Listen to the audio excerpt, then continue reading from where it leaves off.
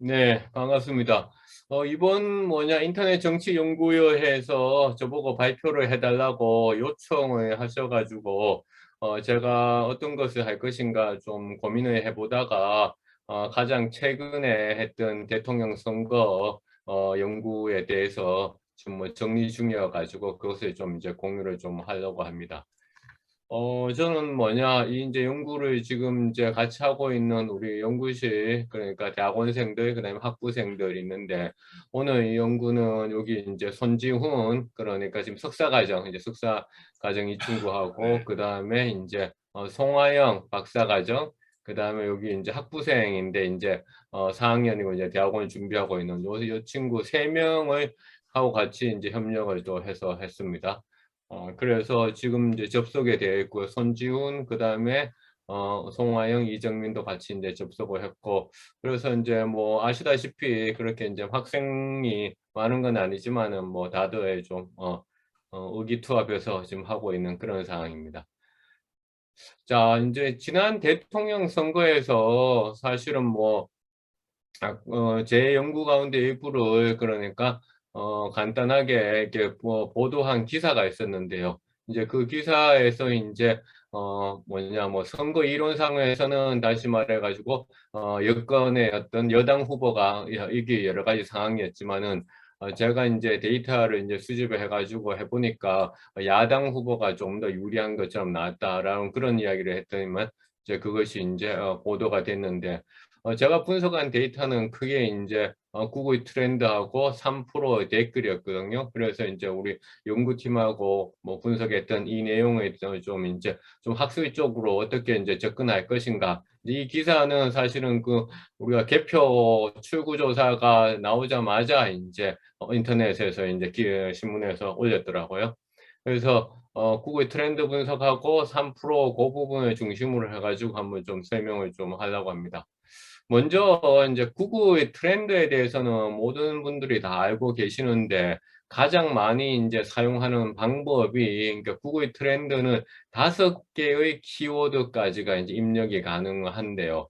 그래서 각각의 이제 키워드를 동시에 이제 입력을 해서 해당되는 키워드가 서로 어떤 상대적으로 더 많이 출연되는 빈도들을 찾는 그런 방법을 많이 쓰고 있어요. 그래서 이번에도 보면, 그러니까 여당의 그러니까 후보를 지지하는 쪽에서 나왔을 것으로 추측되는 여러 자료들은 이제 구글 트렌드에 그러니까 이 1번 후보하고 2번 후보를 비교해 보면서 전 지역에서 이렇게 그러니까 여당 후보가 다 압도적으로 우세하다.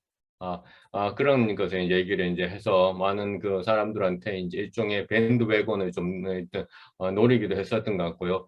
이런 방법이 이제 잘못되었다라고는 얘기할 수는 없습니다. 하지만은 이제 우리가 이 맥락에서 이렇게 이제 두 개 후보를 그러니까 상대적으로 그러니까 비교하는 것이 정말로 좀 이렇게 구글 트렌드 데이터를 좀 더 그러니까 우리가 과학적으로 사용하는 방법인가에 대해서 좀 제가 이제 의문을 좀 가졌죠. 왜냐하면 이렇게 되면 조금이라도 이제 열세 있는 후보의 데이터를 얻을 수가 없기 때문에 그런 측면이 있어요.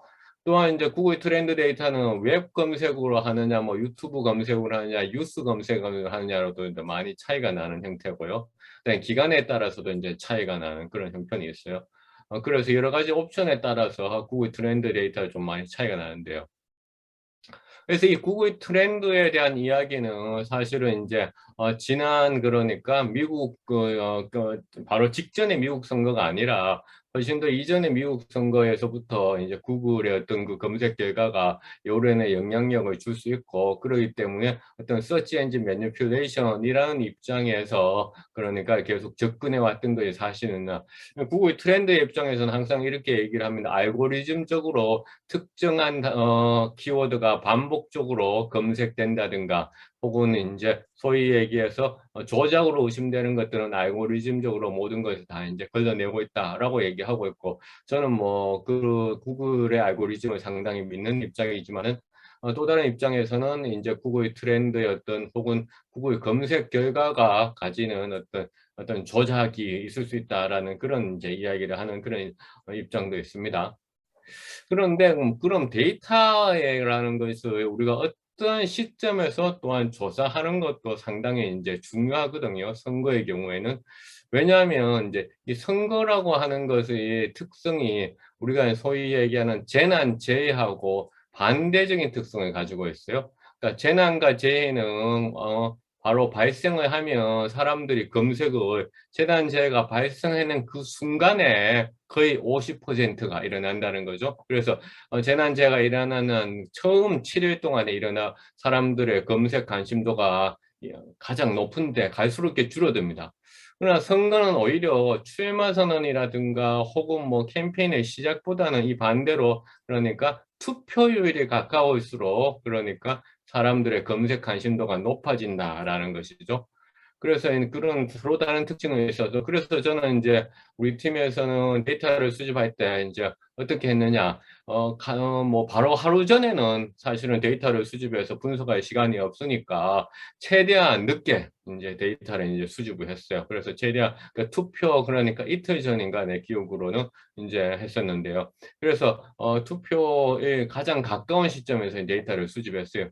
그 투표에 가장 가까운 시점에서 보면 이것 또한 이제 두 개의 단어를 동시 비교하는 것도 1번과 2번이 이렇게 좀 차이가 나는 것도 맞죠. 여하튼 뭐 하지만 이런 것에 또 보정하기 위해서 그러네 12개월치 데이터를 이제 우리가 봤었고 그 다음에 웹 검색이 가장 많이 보편적으로 사람들이 하는 방식이기 때문에 또 하나 이제 그 했던 방식은 우리가 뭐 어떤 방식을 했느냐 하면은 이런 방식을 했어요. 그러니까 단어, 키워드 하나하나를 개별적으로 검색해서 이 값을 입력을 했죠. 그래서 예컨대 이번 키워드가 이제 이재명, 윤석열, 그 다음에 이런 후보들의 이름들, 그 후보들 이름들 개별적으로 검색을 하고, 그 다음에 또한 그 현직 대통령, 그 다음에 전직 대통령, 또한 뭐 이슈가 될 만한 다른 키워드를 이제 개별적으로 검색을 해서 각각의 개별 키워드가 각 지역에서 얼마만큼 많이 노출되는지를 이제 개별적으로 검색해서 결과값을 이제 입력하는 이 방식으로 데이터를 이제 수집을 했습니다. 그래서 좀 더 구체적인 데이터 수집 과정은 이 아래에 있는 링크 유튜브 동영상에서 제가 이제 공유를 했고 이 자료도 이제 우리 인터넷 정치연구회 통해서 이제 미리 제가 사전에 이제 공유를 했었거든요.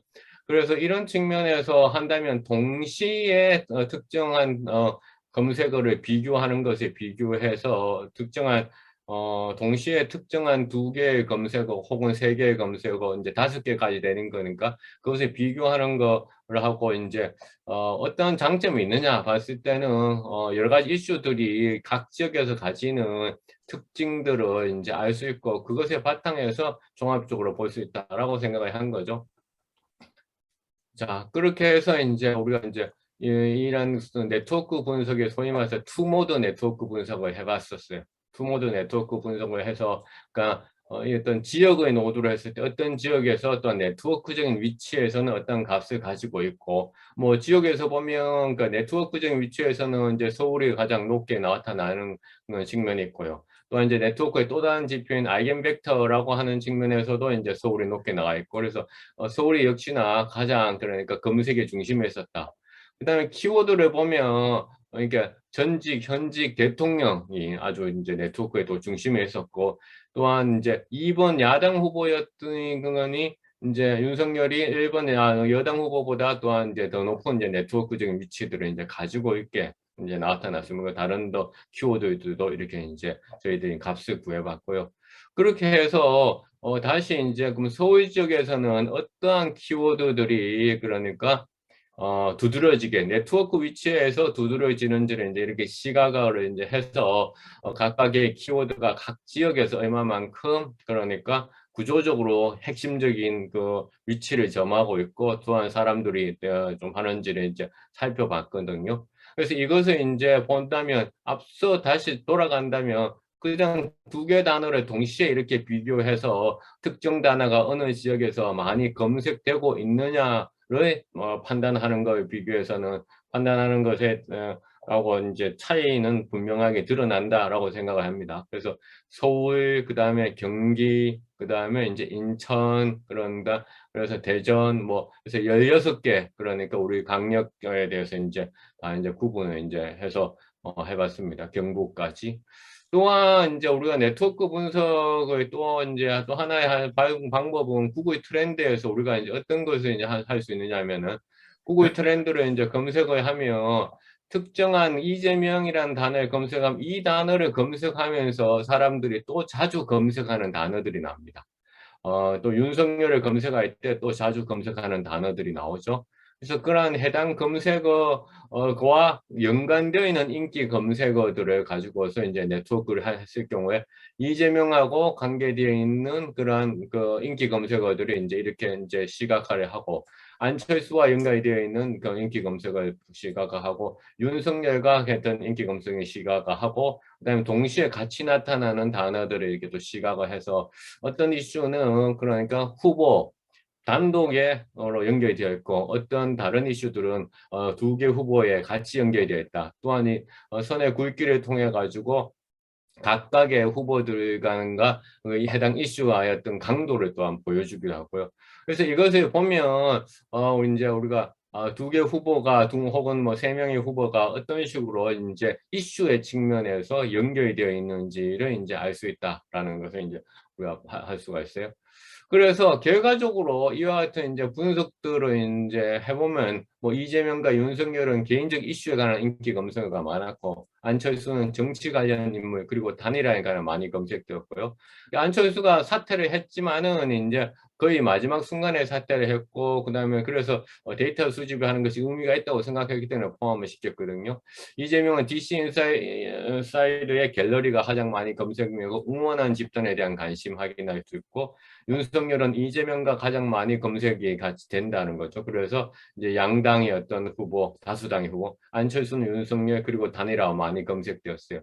그래서 요까지가 사실은 이제 우리가 선거 전에 했는 거죠. 그러니까 선거 투표 전에, 그러니까 투표 전에 했어요. 그래서 이거에 대한 결과를 바탕으로 해서 제가 이제 유튜브를 이제 올려니까 그 유튜브를 보고서 이제 지역에 있는 기자가 이제 이렇게 썼고 제 인터뷰를 땄는데, 그러면 실제 이제 투표를 했지 않습니까? 그래서 이제 실제 투표를 하고 나서 그 결과를 이제 저희들이 이제 다시 해봤어요. 그래서 문재인, 그다음 이재명, 그다음 윤석열, 안철수, 우리가 검색했던 그 키워드들이 있지 않습니까? 그것이 구글에서 가지고 있는 지표 값들 여기에 있고, 그다음에 실제 이번에 득표율, 그나 이제 해서 우리가 그걸 살펴봤죠. 이제 문재인의 경우에는 그러니까 지난 대통령 대선 선거에서의 득표율, 지역별 득표율, 안철수도 이제 지난 대통령 선거에서의 득표율이고요.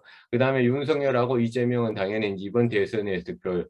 그래서 그 지역별로 다시 이제 구글 방식으로 계산했어요. 구글 방식이라고 한다면 구글은 그러니까 최대 값을 100으로 놓고 다른 지역에서의 검색 점유도를 100에 맞춰서 이렇게 표준화를 시키는 방법이 있거든요. 그러니까 서울에서 그러니까 이재명을 가장 많이 검색하고 있다. 그러면 서울에서 이재명 검색하는 빈도를 100으로 놓고 상대적으로 다른 지역에서의 검색 값들을 이제 구글에 이제 보여주는 그런 형태로 구글이 보였어요. 그래서 우리가 득표율도 마찬가지로 그렇게 표준화했어요. 그래서 뭐 가장 기초적이지만은 근본적인 분석인, 그러니까 상관성을 분석을 해봤죠.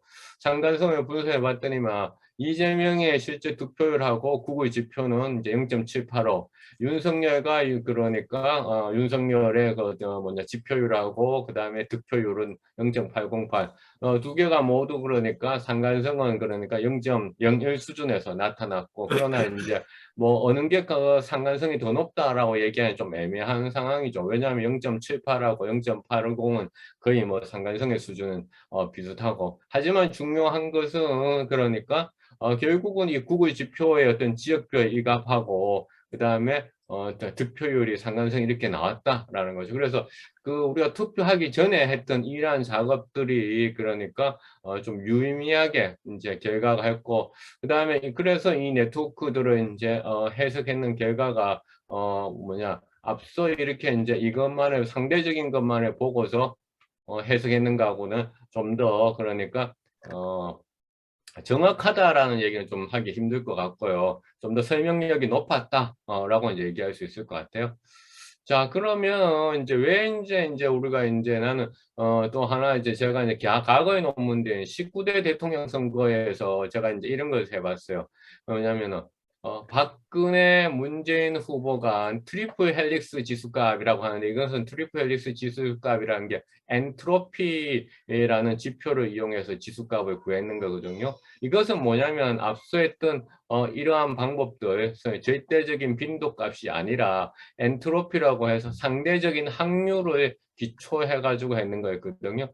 그래서 페이스북, 트위터, 구글에서 박근혜 거하고 그다음에 당시에 페이스북, 트위터, 구글에서 문재인을 이제 했었죠.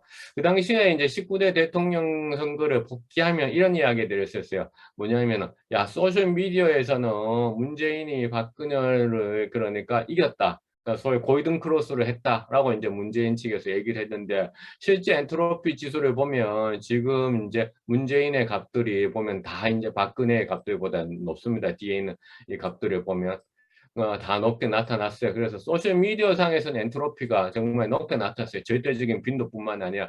그런데 웹 검색에서 가면, 웹 검색에 가면 이제 저희들이 이제 11월 달부터 이제 했는 걸 보면 박근혜가 사실 문재인하고보다는 조금씩 다 높게 나타났거든요. 그래서 선거도 사실은 이제 박근혜가 그 당시에 이제 이겼고. 그래서 이렇게 어떤 절대적인 빈도만을 가지고서 이렇게 살펴보는 것은 조금은 그러니까 설명에 떨어질 수 있다. 그래서 좀 더 구조적인 위치, 그 다음에 어떤 확률적인 값들을 가지고서 해야 되지 않겠냐라고 이제 얘기해서 이제 이와 같은 방법으로 구글 트렌드를 이제 이용을 이제 해봤습니다. 그래서 또한 구조적 위치를 알기 위해서 이제 그림을 이제 네트워크에 시각화를 했고요. 그 다음에 이제 그 하나의 연구가 이제 그 앞서 손지훈 우리 석사과정하고 하고 있는 거고 이제 논문을 지금 작성하고 있는데요. 두 번째 제가 이제 또 핵심적으로 봤던 것은 뭐냐면 이제 유튜브인데요. 이제 선거가 이제 유튜브로 많이 이제 넘어왔다라고 생각을 합니다. 왜냐하면 이제 예전에 이제 트위터 선거였고요. 그 다음에 이제 페이스북 선거로 넘어왔고, 그 다음에 이제 유튜브 선거로 이제 넘어왔습니다. 그래서 뭐냐 특히나 이제 3%라고 하는 특정 채널은 우리가 뭐 지상파에 그러니까 버금가는 그러니까 구독자 수와 구독자가 191만이고 그렇죠. 조회수가 그렇죠. 5억, 5.9억 거의 6억에 가깝고 유튜브 월 수익만 보더라도 4천만 원에서 한 7,500만 원까지 될 정도로 그러니까 월 수익이 이 정도 될 정도로 이제 3%가 상당히 그러니까 영향력이 여론의 지배력이 있는 그런 채널이다라고 말을 할 수 있어요. 그래서 마침 우리 이제 박사과정에 있는 송하영 그러니까 우리 뭐냐 연구원이 석사 논문으로서 3%의 그러니까 경제 주식 방송에 대해서 유튜브 이용자들의 정보 제약산 정도로 이제 석사 논문으로 썼었어요. 그래서 우리가 3%였던 경제 주식 방송에 대해서 석사 논문을 썼는데 이번 기회에는 이거 뭐 정치적인 영향력을 좀 보는 게 어떠냐. 왜냐하면 갑자기 많은 이야기들이 나왔잖아요. 뭐 3%가 그러니까 나라를 구했다 이런 얘기 나오고 제가 지금 시간이 너무 많이 쓰고 있는데 계속 진행해도 될까요? 예, 예, 쓰셔도 됩니다. 예. 그래서 이 3%의 이 연구에서도 저희들이 이제 일단 네트워크의 유형을 봤어요. 그래서 네트워크의 유형을 우리가 크게는 이제 6가지로 이렇게 나누거든요. 그래서 이렇게 아주 타이트 크라우드에서 촘촘하게 모여 있는 형태들, 아니면 그것이 완전 양분화된 형태들, 혹은 하나하나 이제 그 분산되어 있는 형태들, 그다음에 옹기종기 커뮤니티가 있는 형태들, 혹은 특정한 그러니까 네트워크에 집중해서 있는 형태, 혹은 특정한 네트워크가 오히려 자기가 퍼뜨리는 형태를. 그래서 아예처럼 이렇게 그 네트워크 그림을 그리면 복잡하지만은 이것을 이렇게 위에처럼 단순화시킬 수 있다라는 거죠. 그래서 이런 건 이제 우리가 카테고리컬 티어리를 이제 사용하고 있고요. 이게 따라서 지표 값들도 다 사실은 다르게 나오는 그런 겁니다. 근데 왜 이게 중요하냐라면 이 선거 그 연구들을 제가 지난 시간에 계속 해본 결과 이 네트워크의 유형이 또 선거 결과하고 또 일정 부분 상관성이 높더라고요. 이것은 2012년도에 그러니까 대통령 그러니까 선거에서 TV 그러니까 토론을 하고 나서 당시 그러니까 박근혜 후보하고 문재인 후보의 그 TV 토론에 대해서 트위터에서 사람들이 이제 토론하는 양상인데요. 이 두 개 네트워크를 그리고 나니까 저는 당시에 그러니까 이것도 박근혜 후보의 그러니까 강세가 좀 보인다라고 생각했는데 왜냐하면은 지금 두 개의 네트워크가 그러니까 비슷한 것처럼 보이지만은 박근혜 네트워크에서는 여기 이제 누군가가 트윗을 하면 해당된 이 트윗을 이렇게 소위 말해서 재확산시키는 사람들이 많았어요. 그래서 요 빨간색만 해서 자기만 트윗을 많이 하는 것이 아니라 이 포도송이 주변에 촘촘하게 그 이야기들을 소위 말해서 퍼다 나르는 사람들이 많았어요. 그런데 문재인의 네트워크에 보면 이렇게 빨간색으로 해서 트윗을 자기는 많이 하지만은 그런 트윗을 다시 재확산시키는 사람들이 적었죠. 그래서 박근혜 네트워크는 앞에 있는 그 그래프로 그린다면 우리가 단순화시킨다면 이런 커뮤니티 클러스터와 가까웠어요. 커뮤니티 클러스터. 특히 커뮤니티 클러스터는 정치 선거 혹은 그러니까 마케팅 이런 쪽에서 상당한 어떤 바이럴 효과가 높다라고 이제 많은 연구들이 얘기를 하거든요. 그래서 이제 박근혜 네트워크는 그런 형상이 이제 있었고 그다음에 그것이 세부적으로도 들어가서도 이제 그런 형상이었죠. 또 하나 이제 또 제가 했던 이제 논문이었는데 이거는 이제 서울시 교육감 선거였는데 그 당시 이제 여론조사에서는 다 고승덕 후보를 상당히 주목해서 봤었어요. 그런데 고승덕 후보의 페이스북에 저 가서 봤어 이제 저희들이 이제 조사를 해봤더니만 이런 소위 말해서 버터프라이 네트워크, 다시 말해 양극화된 네트워크가 나타났죠. 바로 이런 형태죠. 양극화된 네트워크. 선거에서 이렇게 양극화된 네트워크가 나타나면 그러니까 이 선거에서 유권자들이 충분한 참여를 이끌지 못한다라고 이제 하는데 이러한 이 버터프라이 네트워크가 이제 나타났어요. 반면에 그 당시에 이제 조희연 후보의 경우에는 상당 부분 커뮤니티 클러스터와 가까운 이런 그러니까 중소규모의 클러스터들이 있는 이런 네트워크의 구조를 보이면서 이거는 선거에서 좀 더 그러니까 유권자들의 목문다든가 확장력이 높다라고 이제 생각을 했었는데 뭐 이렇게 선거도 역시 조인현 후보가 당시 이기게 됐죠.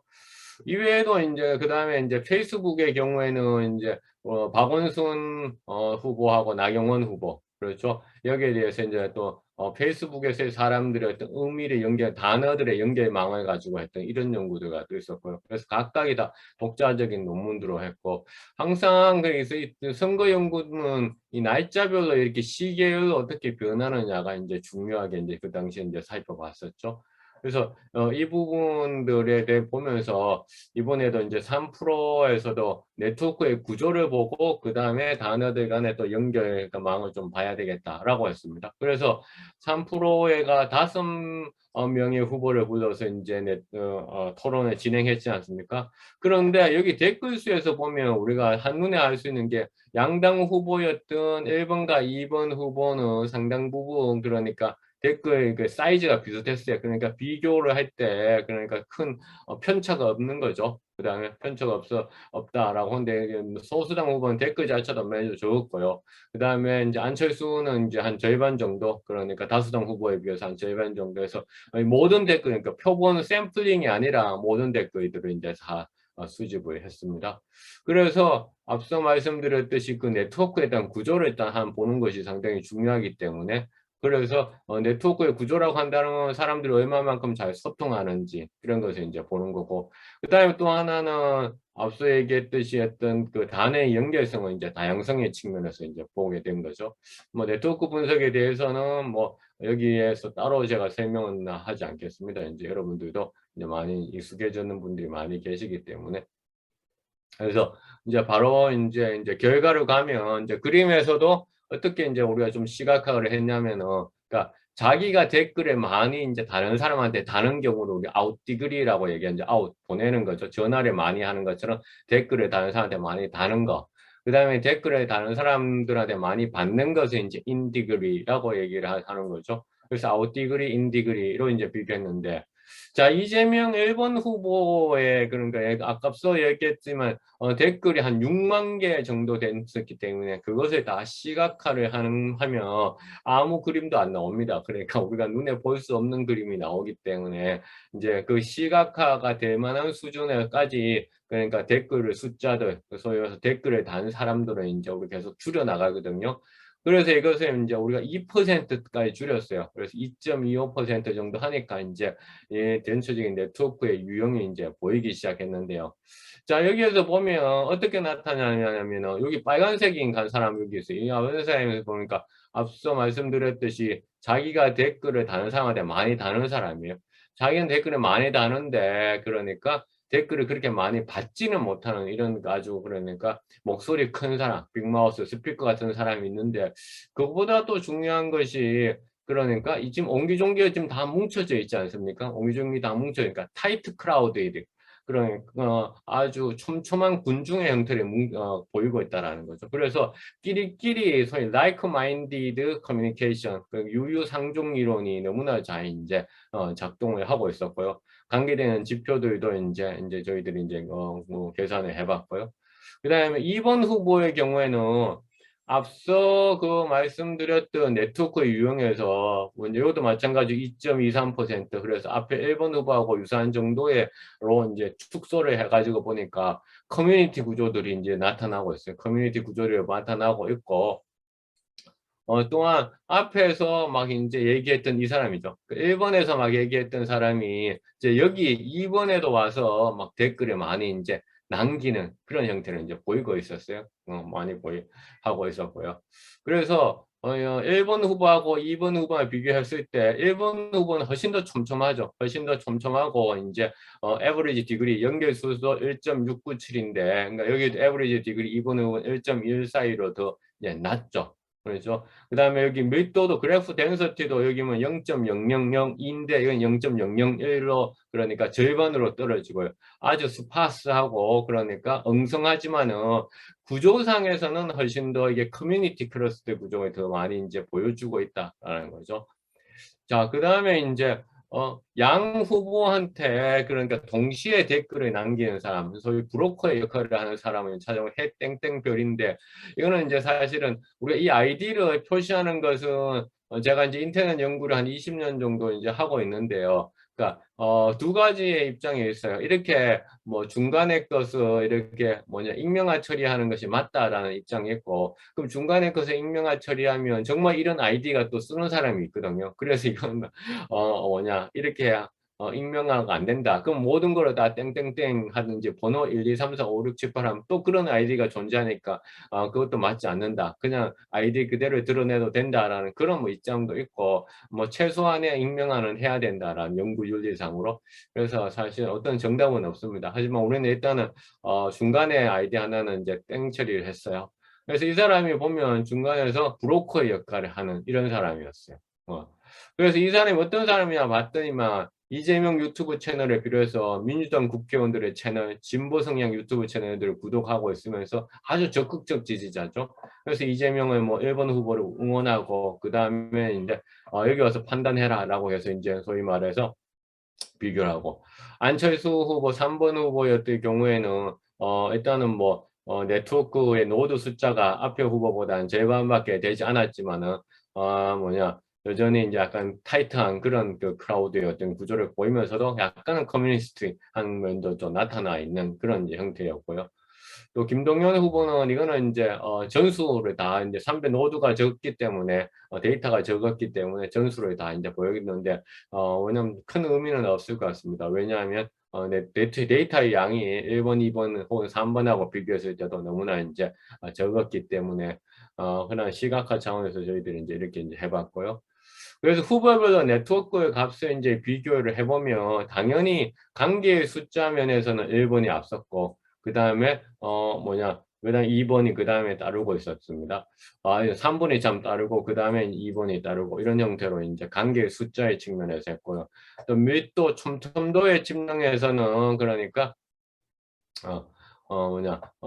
안철수 3번이 있었고, 그 다음에 이제, 이재명, 그 다음에 이제 윤석열, 이제 이렇게 갖고, 그냥 촘촘도는 노드의 숫자가 적으면 적을수록, 그러니까 촘촘도가 높아지는 그런 경향이 있거든요.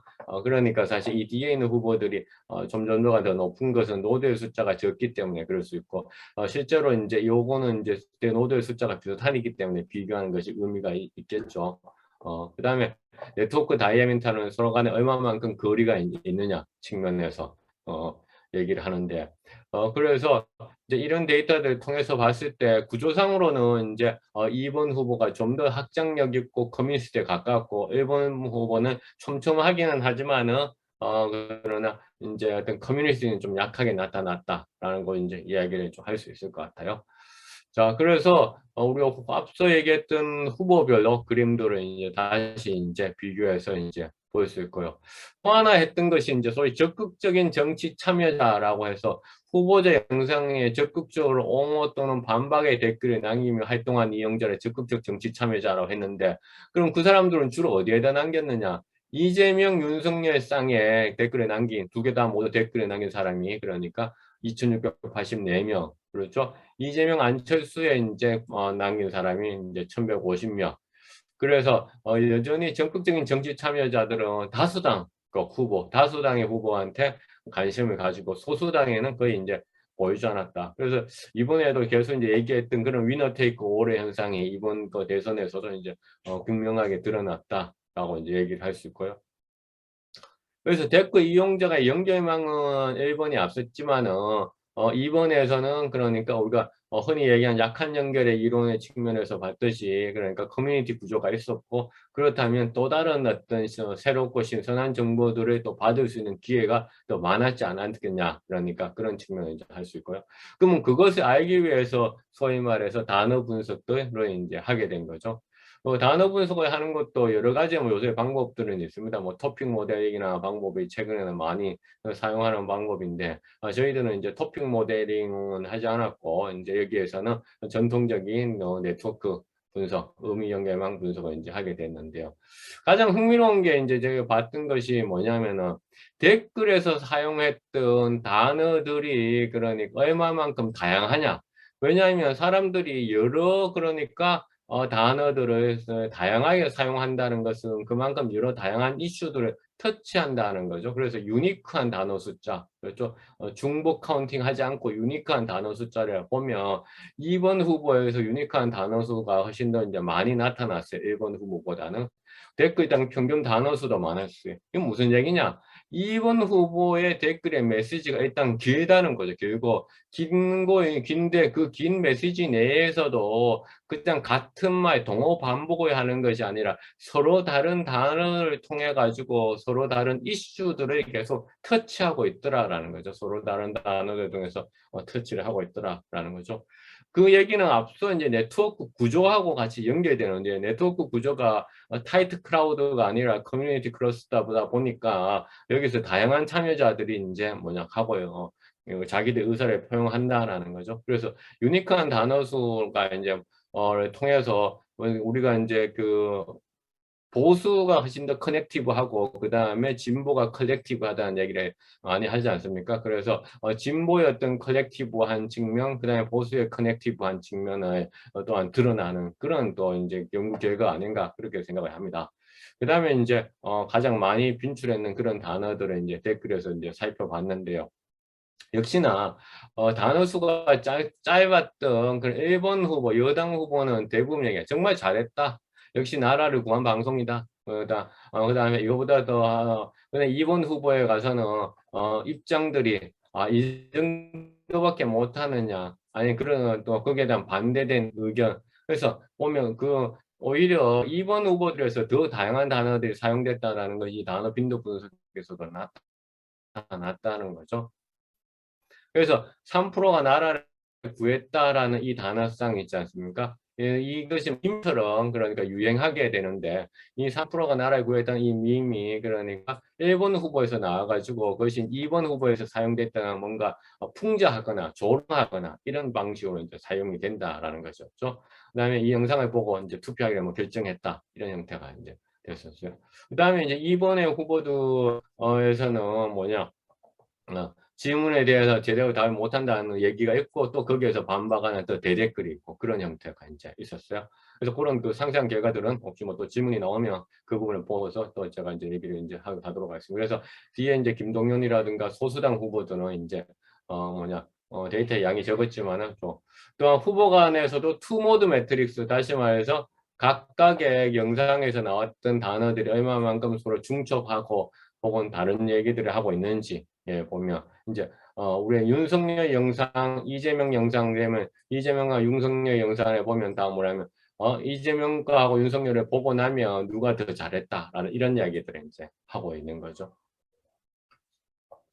그래서 다섯 후보 모두 공통적으로는 국민 정책, 국가 공약 후보, 대통령, 사람, 정치 이런 거 하는데 이재명, 안철수, 김동연 후보는 긍정적 댓글이 더 많았고요. 윤석열, 심상정 후보는 부정적 댓글이 좀 많았어요. 그렇다고 해서 우리가 정서 분석을 한 것은 아니라 댓글을 이제 정서 분석을 하지 않았지만 질적으로 좀 살펴보니까 그렇다는 거고요. 후보 의견에서 평가하고 함께 의견을 나누는 그런 대댓글도 이제 있었다라는 겁니다. 자, 시간은 너무 많이 써가지고 죄송합니다. 일단 이렇게 전체적으로 마치도록 하겠습니다. 감사합니다.